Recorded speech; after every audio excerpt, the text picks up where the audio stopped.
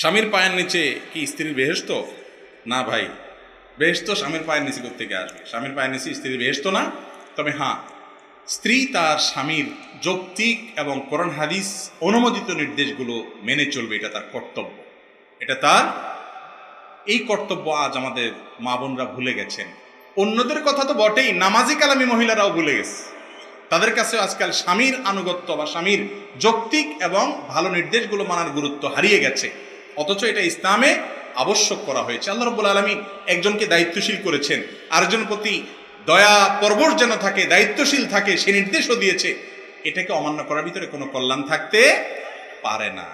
সমাজ বিভিন্নটাকে অ্যাপ্লাই করে দেখবে, কিন্তু ঘুরে ফিরে ওই জায়গায় আসবে, আর না হলে ধ্বংস হবে। বিধায় আপনার স্বামী তার স্ত্রী তার স্বামীকে মেনে চলবে। স্বামী তার স্ত্রীর সম্পর্কে আল্লাহ বলেছেন ওয়াশিরুহুন্না বিল মারুফ, সুন্দরভাবে তাদের সাথে বসবাস করো, উত্তম রূপে। ছেঁচড়ামি করা যাবে না, বেয়াদবি করা যাবে না, দুর্বল হক নষ্ট করা যাবে না। কিন্তু এর মানে এই না যে স্বামীর স্ত্রীর জান্নাত স্বামীর ঠ্যাঙের নিচে, এই বেচারা না দিলে হবে না, এরকম কোনো কথা